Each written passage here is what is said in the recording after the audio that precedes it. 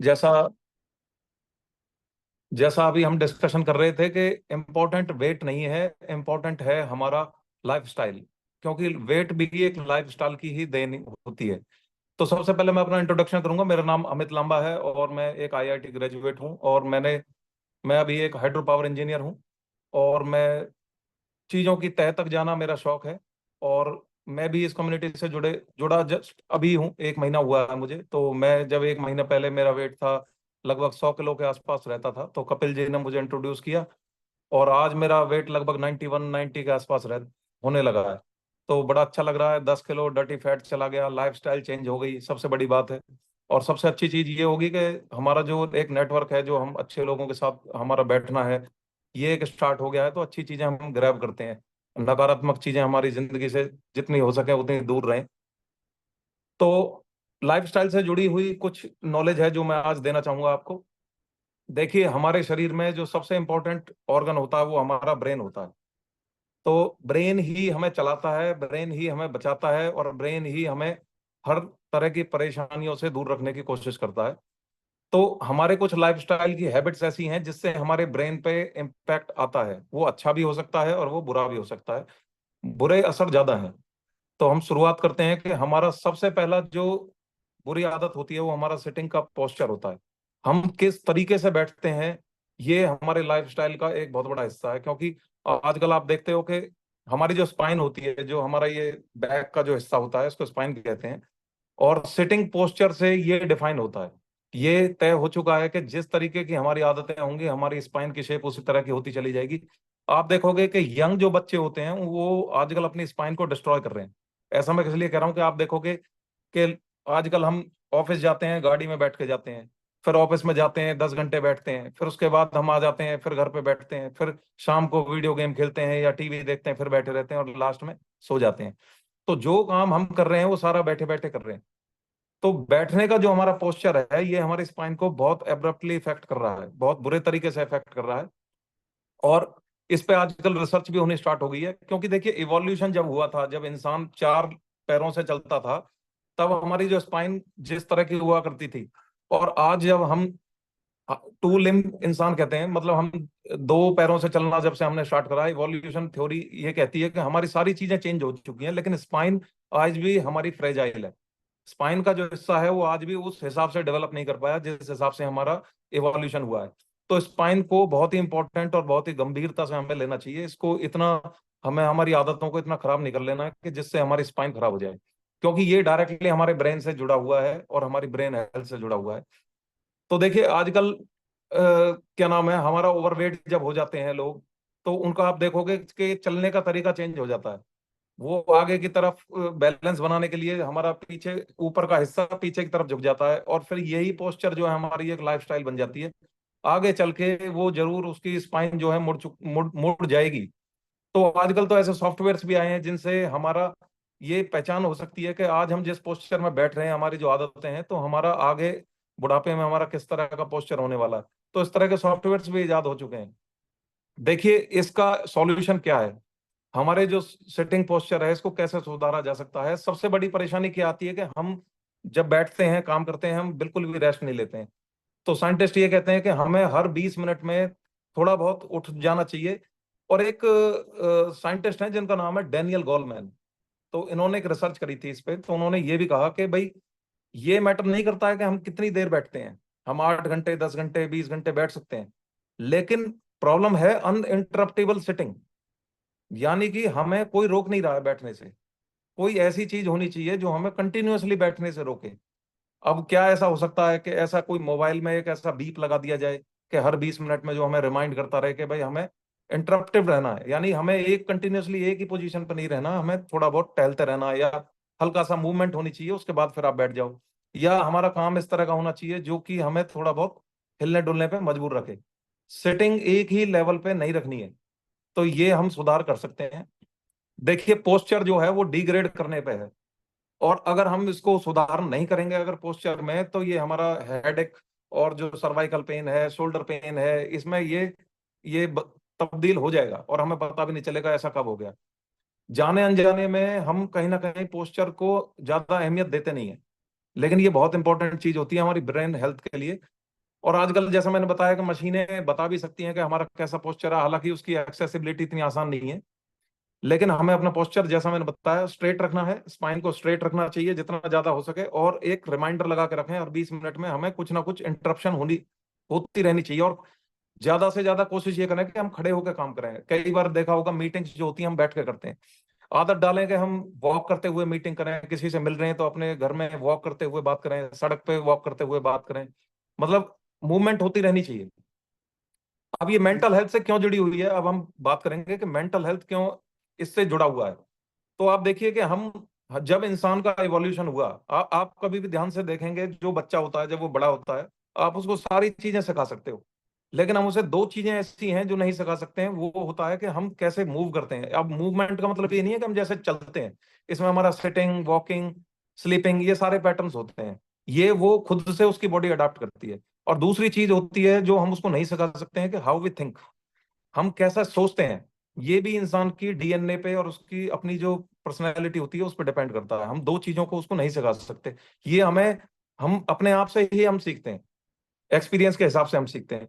तो स्लीप पे अब हम चलते हैं, क्योंकि स्लीप का डायरेक्ट कनेक्शन है मेंटल हेल्थ से, ब्रेन हेल्थ से। आप विश्वास नहीं करोगे कि हमारा देश दुनिया में दूसरे नंबर पे है स्लीप डिप्राइवेशन में। अब स्लीप डिप्राइवेशन का मतलब क्या होता है कि कई बार हम कहते हैं कि हमने पूरी नींद ली, लेकिन नींद में हम सोचते रहे, चलते रहे, इधर उधर के हम हिलते रहे, हम गहरी नींद में नहीं पहुंचे। इसको बोलते हैं स्लीप डिप्राइवेशन। तो स्लीप डेप्रिवेशन हमारे इंडिया में इतना घर कर चुकी है कि हम दूसरे नंबर पर पहुंच चुके हैं पूरी दुनिया में। मैं आपको एक छोटा सा एग्जांपल शेयर करूंगा कि मेरी जो पहली कंपनी थी वो जर्मनी की कंपनी थी। तो उसमें मैंने देखा कि वहां के जो लोग हैं, वहां संडे को आप विश्वास नहीं करोगे कि जो वैक्यूम क्लीनर है वो अलाउड नहीं है चलाना। आप किसी भी सोसाइटी में अगर रह रहे हो, वहां वैक्यूम क्लीनर नहीं चलेगा, क्योंकि अगर वो चलेगा तो लोगों की नींद खराब होगी। आप वॉशिंग मशीन को नहीं, हमिंग साउंड नहीं दे सकते। आप टॉयलेट को जब फ्लश करोगे तो उसको भी साइलेंटली आपको फ्लश करना है। तो हमें ऐसा लगता है कि ये सब चीजें नॉर्मल है, लाउड स्पीकर चलना नॉर्मल है, और आवाजें, शोर शराबा, नॉइज पॉल्यूशन, हमारे जो मोबाइल फोन है ये रिंग करते रहते हैं, तो ये हमारे लिए नॉर्मल लगती है। लेकिन वेस्ट में इसको नॉर्मल नहीं माना गया है। वहां नॉइज पॉल्यूशन बहुत बड़ा कारण माना गया है। अगर आपको बढ़िया नींद लेनी है तो नॉइज पॉल्यूशन से आपको बचना है। मैं हमेशा कहता हूं, मेरा एक यूट्यूब चैनल है जिसमें मैं कंस्ट्रक्शन के ऊपर बताता हूं कि आपको नॉइज कैंसलेशन विंडोज आपको घर में चढ़वानी चाहिए जब भी आप नया घर बनवाओ। जैसे हमारी ये नॉइज कैंसलेशन विंडोज हैं। कल दिवाली थी, पटाखे चल रहे थे, हमारे कानों में एक आवाज तक नहीं आ रही थी पटाखों की। तो नॉइज पॉल्यूशन को आपको अपने आप से दूर रखना है। और ये जरूरी नहीं है कि सिर्फ आप ट्रैफिक से और इन सब चीजों से ही दूर होकर कर सकते हो। आपका मोबाइल फोन भी अगर आपका साइलेंट मोड में नहीं रहेगा एक पर्टिकुलर टाइम के बाद, तो ये भी आपका नॉइज पॉल्यूशन है। आपके घर में फालतू के वार्तालाप चल रहे हैं जिसका कोई प्रोडक्शन नहीं है, वो भी एक नॉइज पॉल्यूशन है। तो अपनी एनर्जी को इतना नेगेटिव चीजों में नहीं वेस्ट करना है नॉइज की वजह से। तो अपने आप को फोकस रखना है, नॉइज पॉल्यूशन से दूर रखना, अपने आदतों को सुधारना। देखिए, सिटीज जो होती हैं, जहां हम शहरों में, ज्यादातर हम वर्किंग लोग हैं, हम शहरों में रहते हैं, तो आप देखोगे कि शहरों में लाइफ बहुत ज्यादा बिजी रहती है, लोग भाग दौड़ में लगे रहते हैं, इसकी वजह से भी हमारी स्लीप डिप्राइव हो रही है। गांव में आप देखेंगे कि कई बार बिजली नहीं आया करती थी 7 बजे 8 बजे के बाद, वो लोग 7 8 बजे सो जाया करते थे, लेकिन वो फिट रहते थे, मेंटली फिट रहते थे, क्योंकि उनको उनको रील्स वगैरह चलानी थी नहीं। अब हम 10 बजे के बाद हम सोचते हैं कि नींद नहीं आ रही तो रील चला लेते हैं। जब हम रील चलाते हैं उसके बाद हमें पता ही नहीं होता कि हम और स्लीप डिप्राइवेशन में जा रहे हैं, सोने के लिए और हमें एक्स्ट्रा आधा घंटा चाहिए। तो ये हमारी जो आदतें हैं हमारे आसपास जो हमने डेवलप कर ली हैं, इनसे हमारा स्लीप डिप्राइवेशन हो रही है, और मेंटल हेल्थ अफेक्ट हो रही है, ब्रेन हेल्थ अफेक्ट हो रही है। और दूसरी चीज, अगले हम पॉइंट पे चलते हैं, वो ये है कि हमने अभी स्लीप को प्रायोरिटी दी नहीं है, नींद को हमने प्रायोरिटी दी नहीं रखी। हमने अलग रिस्पॉन्सिबिलिटियों को अपना प्रायोरिटी दे रखा है कि भाई कमाना है, परिवार का ख्याल रखना है, बाकी चीजों का ध्यान रखना है। नींद को हम प्रायोरिटी नहीं देते हैं, हम अपने आप को प्रायोरिटी नहीं देते हैं। हम सारा काम निपटा के तब सोचते हैं कि चलो अब सोने चलते हैं। तो नींद का एक पैटर्न होना चाहिए कि भाई हमें इतने बजे हमें सो जाना है, चाहे कुछ भी हो जाए। अब देखिए, कई बार हमारे कल्चर में भी इसको बहुत ज्यादा ग्लोरीफाई करा गया है। फॉर एग्जाम्पल, कुछ नेता ऐसे हैं जो कहते हैं जी हम 2 3 घंटे ही सोते हैं, 3 4 घंटे सोते हैं, और हम उसको बड़ा ग्लोरीफाई करते हैं कि भाई वाह, बहुत बड़ी बात होगी। ये कोई बहुत बड़ी बात नहीं है। अगर हम इसको ग्लोरीफाई कर रहे हैं तो हम बहुत बेवकूफी कर रहे हैं एक तरीके से। क्योंकि हम इसको सेलिब्रेट करके हम क्या साबित कर रहे हैं कि हम नींद ना लेके हम कोई बहुत अच्छा काम कर रहे हैं। अब मैं जाऊंगा अगले, देखिए कुछ लोग ऐसे होते हैं जो इस स्टेज पे पहुंच चुके होते हैं, जैसे हमारे मंक्स वगैरह होते हैं और जो तपस्वी होते हैं, वो बहुत कम परसेंटेज है हमारे वर्ल्ड में, जो कि जिनकी बॉडी का मेटाबॉलिज्म इतना ऐसा हो चुका है कि उनको नींद की ज्यादा रिक्वायरमेंट ही नहीं है। लेकिन क्या हम तुम ऐसे लोग हैं कि 4 घंटे की नींद में हमारा काम चल जाए? हम सब वर्किंग प्रोफेशनल्स हैं, हमें 7 से 8 घंटे की नींद चाहिए चाहिए। अगर हम उसको ग्लोरीफाई करेंगे तो हम उसको अडॉप्ट कर रहे हैं अपने ऊपर कि भाई हम ऐसे ही बन जाएं, जबकि हमारा वर्क कल्चर ऐसा है नहीं। तो हम और हमारे और उसके बीच में ताल्लुक ही नहीं है कैसा भी। अब देखिए हम एक ऐसी स्टडी पे जाते हैं जो कि ये कहती है कि अल्कोहल जो लोग लेते हैं उससे ज्यादा खतरनाक होती है लैक ऑफ स्लीप। अब आप पूछोगे कि ऐसा कैसे है, मैं आपको समझाऊंगा। इसका प्रॉपर इसका साइंटिफिक रीजन है कि हमारी लैक ऑफ स्लीप जो है, लैक ऑफ जो कंजम्पशन है हमारा अल्कोहल का, उससे भी ज्यादा खतरनाक होती है। ये क्यों होती है? देखिए स्टडीज ने ये बताया कि कुछ ड्राइवर्स को शराब पिलाई गई और कुछ ड्राइवर्स को नींद नहीं दी 2 दिन, और फिर उनको गाड़ी चलवाई गई। तो उस स्टडी में ये पाया गया कि जो लोग शराब पी के गाड़ी चला रहे थे उन्होंने कम गलतियां करी, और जो लोग बिना नींद के जो चला रहे थे, जो थके हुए थे, मेंटल स्टेट में नहीं थे अच्छे में, उन्होंने ज्यादा गलतियां करी। तो ये प्रूवन है साइंटिफिकली कि हमारी नींद से हमारे कोऑर्डिनेशन में दिक्कत आती है, हमारी मेमोरीज में दिक्कत आती है, रिफ्लेक्सेस में दिक्कत आती है, और साथ में थिंकिंग में हमारे में दिक्कत आती है।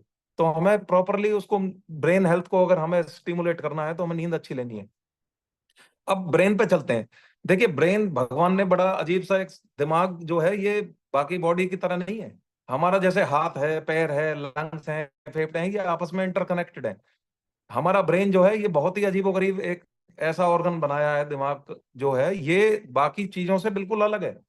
मतलब इसका, ईश्वर ने एक ब्रेन, एक होता है, एक टर्म होती है ब्लड ब्रेन बैरियर कहते हैं उसको। ब्लड ब्रेन बैरियर का मतलब क्या है कि अगर आप देखोगे, अगर हमें कोई वायरल इन्फेक्शन हुआ तो आप देखोगे वायरल इन्फेक्शन पूरी बॉडी पे असर करेगा, लेकिन दिमाग पे वो बहुत लेट असर करता है। सांप जैसे काट लेता है, आप देखोगे पूरी बॉडी में असर हो जाता है, लेकिन दिमाग पे वो लेट जाता है। कई बार डॉक्टर कहते भी हैं कि शुक्र है कि दिमाग तक नहीं पहुंचा, ये बुखार दिमाग तक नहीं पहुंचा। इसका मतलब क्या है कि एक ब्लड ब्रेन बैरियर होता है, ये एक सिस्टम है कि ब्लड जो है उसको, ब्रेन को अलग रखना चाह रहा है। आपका हाथ कट जाए, पैर कट जाए, कुछ भी ऑर्गन कट जाए तो बॉडी सस्टेन करने की कोशिश करती है, लेकिन अगर ब्रेन को अगर आइसोलेट कर दिया जाए तो बॉडी डेड हो जाएगी। इसलिए बॉडी का अंदर ही एक स्मार्ट सिस्टम है जिसने बॉडी के ब्रेन को प्रोटेक्ट करने के लिए बनाया है। वो बैरियर होता है, उस बैरियर को क्रॉस करने के बाद ही दिमाग पे असर पहुंचता है। अब हम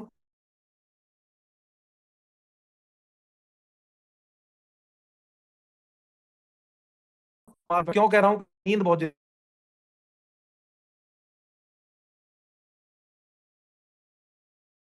जरूरी है। जब हम सोचते हैं,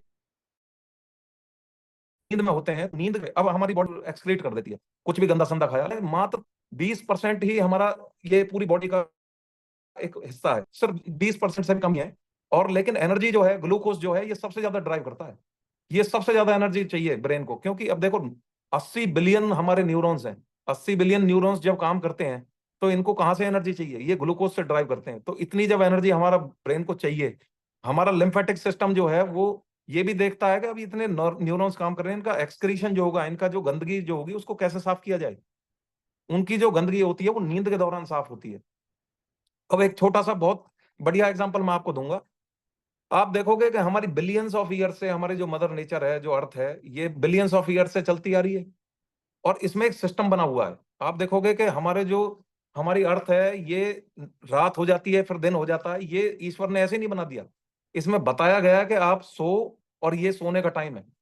आप देखोगे इंसान बदल गए, लोग बदल गए, हम जानवर बदल गए, पौधे बदल गए, सब कुछ, लेकिन आप हैरान हो जाओगे कि नींद का पैटर्न नहीं बदला। बिलियंस ऑफ ईयर से नींद का पैटर्न कभी नहीं बदला, क्योंकि ईश्वर को पता है, कुदरत को पता है कि नींद को नहीं बदला जा सकता, इसमें आप कटौती नहीं कर सकते। ये हमारा, अच्छा अगर 2 दिन से ज्यादा आप देखोगे, आप गिनीज वर्ल्ड रिकॉर्ड पकड़ो, आप उसमें देखोगे, आप हर तरह का रिकॉर्ड पाओगे कि किसी ने ये करके दिखाया, किसी ने डिप्स करके दिखाई, किसी ने एक्सरसाइज करके दिखाई इतने घंटे। आप कभी भी एक रिकॉर्ड नहीं देख पाओगे कि किसी ने ज्यादा जाग के कोई वर्ल्ड रिकॉर्ड बनाया हो। क्योंकि साइंटिस्ट ने देखा कि भाई किसी को 2 दिन, 3 दिन, 4 दिन जगाया, उसके बाद उसके दिमाग में इतना मेटाबॉलिज्म मेटाबॉलिज्म डिफरेंस आया, उसके स्पाइक्स होने लगे, उसका कॉर्टिसोल बढ़ने लगा, उसका ब्लड प्रेशर, उसका सब कुछ बढ़ने लगा, और मरने की तादाद बढ़ने लगी थी, मतलब मरने के पैरामीटर्स बढ़ने लगे थे। तो इसलिए उसको वहीं एक्सपेरिमेंट को रोक दिया गया। तो नींद को इतना हल्के में नहीं लेना चाहिए, ये बहुत ही ज्यादा इंपॉर्टेंट होती है।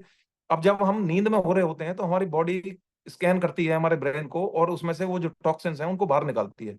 अगर ये टॉक्सिन्स नहीं निकले तो हमारे दुनिया भर की प्रॉब्लम हो सकती है, अल्जाइमर डिसीज होती है, और ऐसी डिसीजेज आजकल होने लगी हैं जिसमें लोग भूलने लगे हैं, मेमोरीज को भूलने लगे हैं, डायमेंशिया बोलते हैं जिसको। तो ये सारी प्रॉब्लम्स हैं, ये हमारी नींद ना लेने की वजह से है। आप विश्वास करोगे, अमेरिका में सबसे ज्यादा मरने वाले लोग तीसरे नंबर पे डिमेंशिया के हैं। पहले नंबर पे हार्ट डिसीजेज हैं, दूसरे नंबर पे डायबिटीज है, तीसरे नंबर पे डिमेंशिया है, जिसको हमें पता ही नहीं है। इंडिया में तो खैर अभी इतनी नहीं आई है, लेकिन अमेरिका में, क्योंकि वहां पर काम नहीं करते लोग, वहाँ स्लीप पैटर्न्स बहुत खराब है, वहां पे ओबेसिटी बहुत ज्यादा है, बर्गर्स वगैरह ये सब तला भुना चीजें खा खा के उनका मेटाबॉलिज्म बहुत स्लो हो चुका है, नींद लेते नहीं है, स्ट्रेसफुल लाइफ है, डॉलर्स में खर्चे होते हैं। तो ये सारी चीजें अल्जाइमर्स और डेमेंशिया को प्रोत्साहन देते हैं। अब 7 से 8 घंटे की नींद हमें बहुत जरूरी है, और उसमें सबसे बड़ा हर्डल है हमारा स्क्रीन टाइम। हम स्क्रीन टाइम को बहुत ज्यादा अहमियत देने लगे हैं, हम मोबाइल पे, कंप्यूटर्स पे कई बार ज्यादा, हमारा काम ही ऐसा होता है कि हमें स्क्रीन टाइम देना होता है, लेकिन वो हमारे डिस्ट्रक्शन कर रहा है नींद में। अब आपको एक टर्म बताता हूं जिसका नाम होता है स्लीप लेटेंसी। थोड़ा सा बड़ा होगा, आज का देखिए छुट्टी का दिन है तो अच्छा टॉपिक है, डिस्कशन कर लेते हैं। स्लीप लेटेंसी नाम का एक टर्म होता है, जिसका मतलब ये होता है कि हम नींद कितनी जल्दी ले लेते हैं। मतलब कई बार आपने देखा होगा, कुछ बच्चे होते हैं, इंसान होते हैं, वो लेटते ही सो जाते हैं, 5 मिनट में, 10 मिनट में सो जाते हैं। तो इसको बोलते हैं स्लीप लेटेंसी। अब स्लीप लेटेंसी से हमारी हेल्थ पता लगती है कि हम कितने अच्छे हेल्थ में हैं, हमारा ब्रेन कितनी अच्छी हेल्थ में है। जो जितनी जल्दी सो जाएगा, उसकी स्लीप लेटेंसी उतनी मजबूत है, यानी उसका दिमाग बहुत बढ़िया तरीके से काम करता है। अगर आप दिमाग के कभी स्कोप ही देखोगे, तो जब हम जागे होते हैं ना, मेरा बेटा हैंडीकैप्ड है ब्रेन से, तो हमने उसकी स्कोपी कराई थी, उसमें देखा था कि उसकी जो ब्रेन्स हैं वो इस तरीके से काम करती हैं, उसके जो ये हमारे जो कंट्रोल कोऑर्डिनेशन की जो हमारी जो ये वेव्स होती हैं, जब आप नींद में जा चुके होते तो यही वेव्स लंबी हो जाती हैं और स्लो हो जाती हैं, क्योंकि दिमाग को अब रेस्ट स्टेट मिल गया है। अब जो स्लीप लेटेंसी है, जिसकी जितनी जल्दी होगी, वो उतनी जल्दी अपना हमारा दिमाग प्रोसेसिंग में पहुंच जाएगा, उतनी जल्दी वो नींद में पहुंच जाएगा। तो ये लेटेंसी हमारी बढ़नी चाहिए, लेकिन हम लेटेंसी को घटा देते हैं। क्यों घटा देते हैं? स्लीप टाइम हमारा गड़बड़ा गया, हम सोते ही अजीब अजीब टाइम पे हैं। कोई 12 बजे सो रहा है, कोई 1 बजे सो रहा है। और मोबाइल का तो बहुत ही बड़ा इम्पैक्ट है, स्क्रीन टाइम को हमें बिल्कुल खत्म कर देना चाहिए, और इसका एक टाइम बहुत ही कोऑर्डिनेटेड टाइम होना चाहिए कि इसके बाद तो हमें ये नहीं देखना है। और मोबाइल क्यों क्यों दिक्कत करता है? देखिए, मोबाइल में ब्लू लाइट होती है, हमें दिखती नहीं है, ये एक ब्लू लाइट होती है। ये जो ब्लू लाइट होती है, ये हमें सोने नहीं देती है। आपने देखा होगा कि आजकल चश्मे भी आ रहे हैं, ब्लू लाइट कट बोलते हैं जिसको। ब्लू लाइट क्यों हमारे लिए नुकसानदायक होती है? हमारी जो रेटिना होती है, हमारी जो आंख होती है ना, इसमें रेटिना होता है, इसमें लाइट सेल्स होते हैं, ये हमारे सेंस करते हैं लाइट को और दिमाग को स्टिमुलेट करते हैं।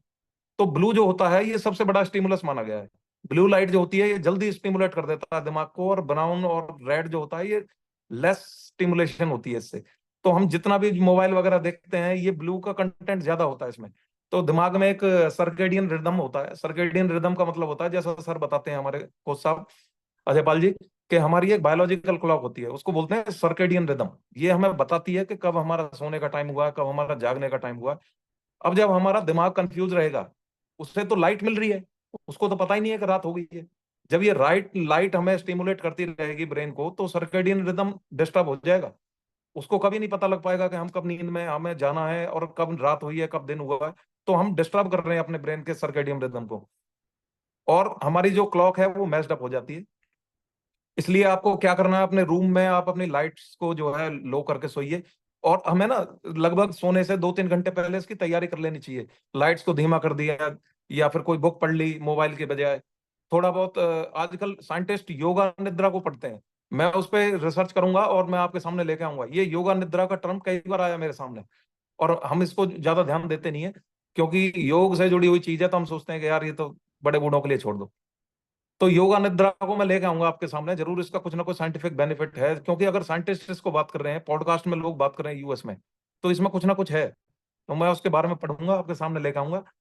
और जो ग्लासेस हैं, आजकल ऐसे ग्लास भी चल गए हैं जिनसे ब्लू लाइट को काटा जाता है आजकल, वो हमारे तो खैर वो नजदीक नहीं है। और वर्कआउट कभी भी सोने से पहले नहीं करना चाहिए। जो लोग शाम को जिम जाते हैं ना, ये समझदारी दिखाते हैं कि भाई हम जब वर्कआउट करके थक जाएंगे अच्छी नींद ले लेंगे, वो सो जल्दी जाएंगे लेकिन वो अच्छी नींद में नहीं जा पाएंगे। अच्छी नींद का जल्दी सोने से कोई लेना देना नहीं है, अच्छी नींद का इसलिए नहीं है लेना देना इसके साथ, क्योंकि जब आप एक्सरसाइज करते हो तो एक हमारा हार्मोन रिलीज होता है जिसको बोलते हैं एड्रेनलिन। तो ये जो एक्सरसाइज करते समय जब रिलीज होगा तो एड्रेनलिन, आपको पता ही है कि फाइट और फ्लाइट वाला हार्मोन होता है, कि जब कोई कुत्ता पीछे भागे तो एड्रेनलिन रिलीज हो जाता है, हम तेज भागते हैं। अब जब ये हार्मोन रिलीज होगा तो एक्सेस ऑफ एनर्जी आती है बॉडी में। आप कैसे अपने बॉडी को शांत करोगे अगर आप शाम को एक्सरसाइज करोगे और एड्रेनलिन रश ऑलरेडी है, उसको स्टिमुलेट करके आप सोच रहे हो कि अच्छी नींद ले लोगे, ये नहीं हो पाएगा। तो उसके बाद, क्योंकि हमें अपने बॉडी को काम डाउन करना है ना कि उसको स्टिमुलेट करना है, तो नींद से पहले एक्सरसाइज ना करें। और आगे बढ़ते हैं, कुछ अच्छी चीजें हैं जैसे मैग्नीशियम है। मैग्नीशियम का इंटेक हमें अच्छी नींद लेने में, अश्वगंधा है, या अश्वगंधा हमारा इंडियन एक प्रोडक्ट है और पूरी दुनिया में इसको यूज करते हैं। ये हमारे लिए एक मतलब ये डिकम्प्रेस करता है, जो स्टिमुलस है उसको डिकम्प्रेस करता है, हमें नींद अच्छी देता है। एल्कोहल बहुत बुरा हमारे लिए होता है ब्रेन के लिए। जो लोग सुन रहे हैं, मुझे लगता है कि सारे हेल्थ लवर्स हैं, अल्कोहल कोई कंज्यूम करता ही नहीं होगा। अगर कोई करता भी होगा या उसके परिवार में कोई करता होगा, जरूर उनको बिठा लो, मैं कुछ काम की चीजें बताने वाला हूँ अल्कोहल से रिलेटेड। कुछ लोग कहते हैं ना कि अल्कोहल यार थोड़ा ही ले लो, थोड़े से क्या फर्क पड़ेगा, या कभी कभी ले लो। आपको मैं बता देता हूँ कि अल्कोहल हमारे ब्रेन के लिए बहुत बुरा होता है। अल्कोहल ऐसा नहीं है कि सिर्फ हमारे हमने पिया और बस पेट के लिए कुछ ऐसा हो गया, ब्रेन के लिए बहुत खराब है। हमारी बॉडी में रीजनरेशन नाम की एक चीज होती है, यानी हमारा सेल है, हमारी जीव है, हमारे इसमें सेल्स होते हैं, ये रीजनरेट हो जाते हैं हर 4 दिन में 5 दिन में, ये मरते रहते हैं बनते रहते हैं। ब्रेन के जो न्यूरॉन्स होते हैं, नर्व सेल्स जो होती हैं ब्रेन की, यही एक ऐसी नर्व्स होती हैं जो कि दोबारा नहीं बनती हैं। जो बचपन से बच्चा पैदा होके उन ब्रेन्स को, नर्व्स को लेके आया है, ये उतनी ही रहेंगी या घटेंगी, ये बढ़ेंगी नहीं। ये सीधी सी बात है, बहुत ही रेयर कंडीशन में न्यूरॉन्स बढ़ते हैं, घटते ही घटते हैं। तो जब हम शराब पीते हैं, शराब पीने से होता क्या है, ये ब्लड ब्रेन बैरियर कुछ देर तक तो उसको रोकेगा, लेकिन उसके बाद जब ये कंटेंट ब्लड में जाएगा और दिमाग में पहुंचेगा, तो हमारे जो न्यूरॉन्स होते हैं, इसमें एक सेल होती है, सेल में हमने 10वीं 8वीं में पढ़ा होगा, एक माइटोकॉन्ड्रिया करके चीज होती है जिसको powerhouse of the cell कहते हैं। वो powerhouse of the cell energy देती है हमारी सेल को। और जब हमारा माइटोकॉन्ड्रिया, न्यूरोटॉक्सिन होती है, शराब को कभी सुना होगा आपने, न्यूरोटॉक्सिन कहते हैं, यानी ये न्यूरो नर्वस सिस्टम को टॉक्सिन्स देता है। माइटोकॉन्ड्रिया जब पॉइजन हो ही जाएगी तो एनर्जी मिलनी बंद हो जाएगी, हमारे टॉक्सिन, हमारा जो न्यूरॉन्स हैं वो मरने स्टार्ट हो जाते हैं। इसकी वजह से हमारी मेमोरी लॉस होती है, डेमेंशिया होती है। आप देखोगे जब एमआरआई होती है ना किसी शराब पीने वाले की, उसका ब्रेन जो है ना, उसकी वॉल्यूम श्रिंक हुई मिलती है। ये डॉक्टर्स कहते हैं इस चीज को, कि जब हमारा शराब पीने से दिमाग श्रिंक हो रहा है तो इसका मतलब कुछ तो उसमें से जा रहा है। तो इसलिए अल्कोहल, और लोग कहे ना कि हम तो बियर पीते हैं जी, हम तो वो नहीं पीते, हार्ड ड्रिंक नहीं पीते हैं। एल्कोहल इज एल्कोहल, सिर्फ उसकी मिलावट का कंसंट्रेशन अलग है। एल्कोहल एल्कोहल ही होता है, चाहे आप उसको शराब पियो, आप चाहे उसको इकट्ठा पियो या उसको थोड़ा थोड़ा करके पियो या बियर में पियो, अल्कोहल कंजम्पशन आपके न्यूरॉन्स को मार रहा है। और स्मोकिंग भी है, स्मोकिंग भी इसी तरीके से काम करती है। ये भी हमारे, स्मोकिंग क्यों करते हैं लोग, बीड़ी सिगरेट की तलब जो होती है, इसका मतलब क्या है, डोपामीन जो हम बात करते हैं, हैप्पी हार्मोन, ये रिलीज हो जाता है जैसे हम सिगरेट पीते हैं। या अब पहले के मुकाबले देखिए, अगर 50 साल पहले 100 साल पहले जब हम बात करते हैं, तो उस समय लोग हार्ड वर्क करते थे, हार्ड वर्क करके डोपामीन रिलीज होता था हमारी बॉडी में, किसानों का। आज वो हम बिना एक्सरसाइज करे, बिना किसी मेहनत करे, हम उसको डोपामीन को रिलीज कर रहे हैं सिगरेट पी के। तो बॉडी को आदत पड़ गई कि यार ये तो थोड़े से एफर्ट्स में हमारा डोपामीन रिलीज हो रहा है, तो इसको और करो। तो अब हार्ड वर्क की आदत घटती जा रही है और ऐसी चीजों की आदत बढ़ती जा रही है जिससे कि हमारा कम एफर्ट्स लगे और डोपामीन रिलीज हो जाए। तो इसलिए हमारा ब्रेन के न्यूरॉन्स भी उसकी वजह से हमारे डिस्टर्ब हो रहे हैं। अब हम बात करते हैं कि ब्रेन की हेल्थ को बढ़ाया कैसे जाए, बहुत हो गया नेगेटिव बात करा। अब हम सोचते हैं कि भाई ऐसा क्या करा जाए कि ब्रेन की हेल्थ को बढ़ाया जाए। तो स्लीपिंग पैटर्न जैसे मैंने बताया, उसको तो बढ़िया करना ही करना है। लास्ट में सारी चीज आ जाती है खान पान पे। हम कितना भी इस टर्म को अवॉइड कर लें कि भाई यार ये तो, ये ये बिल्डिंग ब्लॉक है। हम किसी भी चीज के बारे में बात करते हैं, हम हार्ट के बारे में बात करते हैं, सर ने उस दिन कैल्शियम के बारे में बताया, नींद के बारे में बात करते हैं, ब्रेन हेल्थ के, लास्ट में सारी चीजें खींच तान करके लाइफस्टाइल और हमारे फूड पे आ जाती हैं। ये कितना इंपॉर्टेंट है, अब आप समझिए। अब हम बात करते हैं कि खाना क्या है। हर चीज की तरह इसमें भी आपको वेजिटेबल्स खानी है, फ्रूट्स खाने हैं, क्योंकि फ्रूट्स और वेजिटेबल्स के अलावा कोई और सोर्स है ही नहीं इतना बढ़िया कि जो हमारे बॉडी को एनर्जी दे सके, अच्छी एनर्जी दे सके। दूसरी चीज जो इंपॉर्टेंट होती है, जिसको हम बहुत अहमियत कम देते हैं, वो है ओमेगा 3। ब्रेन हेल्थ के लिए ओमेगा 3 बहुत इंपॉर्टेंट होता है। अब इसकी एक बदकिस्मती से, ये बदकिस्मती भी लेकर आया है। वो ये लेकर आया कि ओमेगा 3 इतनी आसानी से किसी चीज में मिलता नहीं है। अब अखरोट में होता है। अब कितने अखरोट खाओगे? एक ओमेगा 3 की जो पूर्ति करने के लिए कितने अखरोट खाओगे? आप अखरोट की एक लिमिट है ना, फिर उसमें कैलोरी ज्यादा मिल जाएंगी। तो हमें प्रॉब्लम आती है ओमेगा 3 को लेने में। इसलिए हमारे ओमेगा 3 एक ऐसा चीज है जिसको हमें सप्लीमेंट से ही लेना है। और इसका सप्लीमेंट हमारा आजीवन चलना चाहिए, क्योंकि और कोई सोर्स है नहीं। आप मछलियां हमारे इंडिया में नहीं खा सकते, हम इतने सी फूड्स नहीं खा सकते, और वो डेली वेजेस पे नहीं खा सकते। इसलिए हमें ओमेगा 3 का सप्लीमेंट कभी बंद नहीं करना चाहिए। और तीसरा जो पॉइंट है वो है ब्लूबेरीज है, ब्लैकबेरीज है, विटामिन C है। और जो भी ऑरेंज वगैरह जो हम कलरफुल देखते हैं ना चीजें अपने, हमें कलर, मैं उस दिन भी बात कर रहा था कि हमें कलरफुल चीजों को खाना है। यानी कलरफुल जो हमारे फूड होते हैं, सिट्रिक एसिड होता है जिसमें विटामिन C होता है, वो खाने हैं, B12 खानी है। हमारा प्लेट में एक रेनबो दिखाई देना चाहिए, 7 रंगों का। तब ये समझिए कि आप हेल्दी खाना खा रहे हो। अब थोड़ा सा हम एक दो चीजों पे और चलते हैं जो हमें नहीं करनी है। आप आपको मैं एक चीज बताना चाहूंगा कि पहले एक मेडिसिन जब हमारी इजाद हुई थी स्टार्टिंग में, तो लोग कैसे इलाज करते थे? हम उसको हवन से, भूत का प्रेत दिखा के और इस तरह के वो कर करा के हम लोगों का इलाज करते थे। वो सीजन जा चुका। फिर आई जर्म थ्योरी। जर्म थ्योरी में फिर लोगों ने इजाद करे कि भाई बैक्टीरियाज है और वायरस है, इनसे बीमारियां होती हैं। तो उसकी एंटी बैक्टीरियल दवाई चलाई, एंटी फंगल दवाई चलाई। अब वो समय जा चुका है। अब तीसरी स्टेज में हम एंटर कर रहे हैं, हमारी सोसाइटी तीसरी स्टेज में कर रही है, वो है क्रोनिक लाइफस्टाइल डिसीजेस। अब इसकी इसकी एक खास बात क्या है कि इसकी कोई दवाई नहीं है, इसका कोई इलाज नहीं है। क्रोनिक डिसीजेस का एक ही इलाज है कि आपको इसको कंट्रोल ही करना है। अब पता, आपको एक मजेदार चीज बताता हूँ। आजकल डॉक्टर्स एक टर्म यूज करने लगे, कंट्रोल।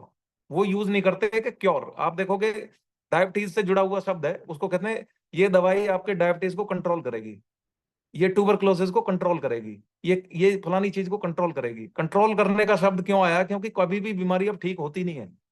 अब सिर्फ उसको कंट्रोल करा जाता है, मैनिपुलेट करा जाता है। कंट्रोल नहीं हो सकती, वो ठीक नहीं हो सकती बीमारियां, हमें इनके साथ जीना पड़ेगा। तो इसका इलाज क्या है कि ये हो ही ना। हम अपने लाइफस्टाइल में ऐसा चेंज कर डालें कि ये चीज हो ही ना। तो आपको क्या करना है अपने लाइफस्टाइल में? हर बार हम कहते हैं कि आपको मीट को अवॉइड करना है। मीट हमारा लाइफस्टाइल से जुड़ा हुआ एक प्रोडक्ट है जिसको आपको अवॉइड करना है, खत्म कर देना है। मीट नहीं खाना चाहिए।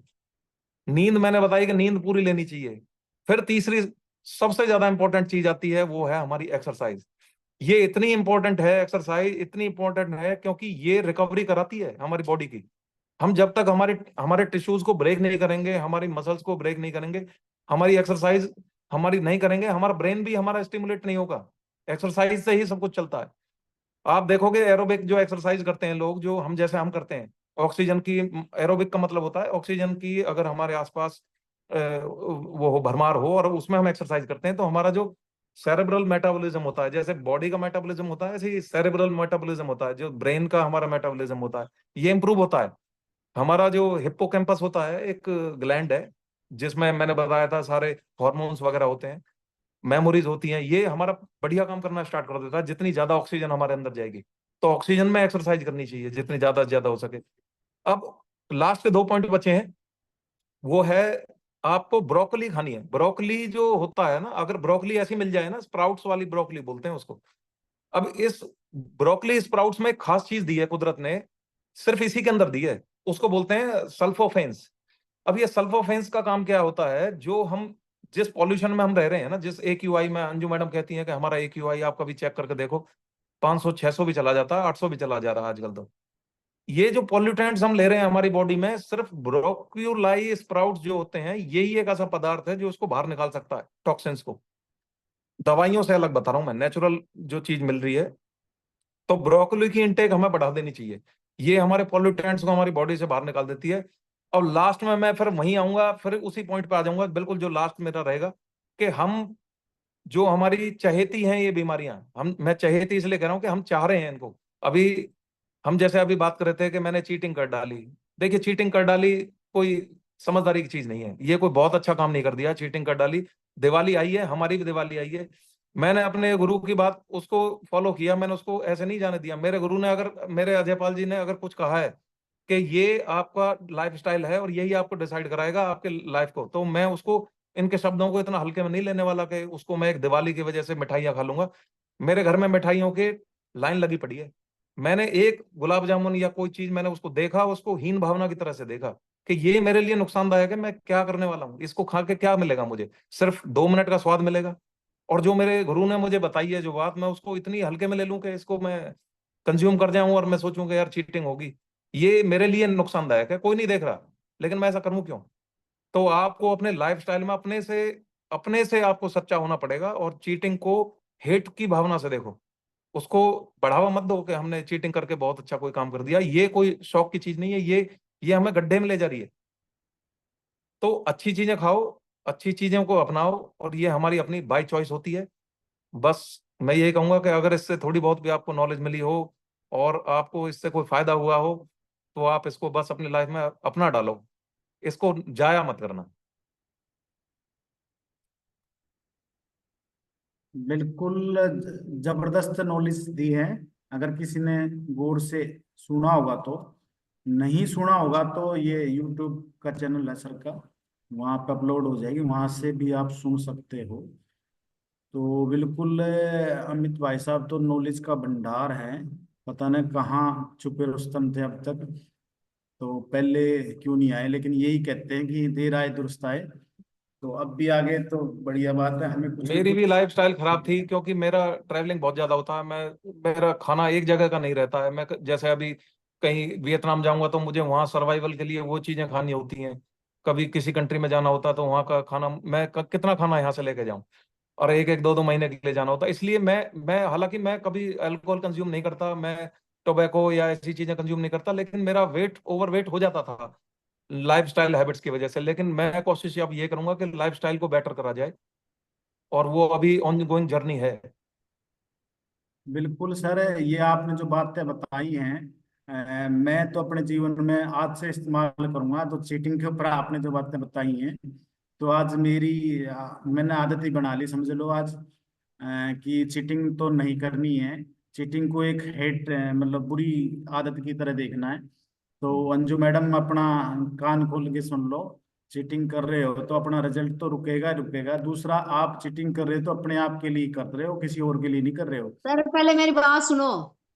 जैसा कोच करेगा वैसा चेला अपने आप करेगा। मेरे जो कोच 8 8 लड्डू एक साथ खा जाते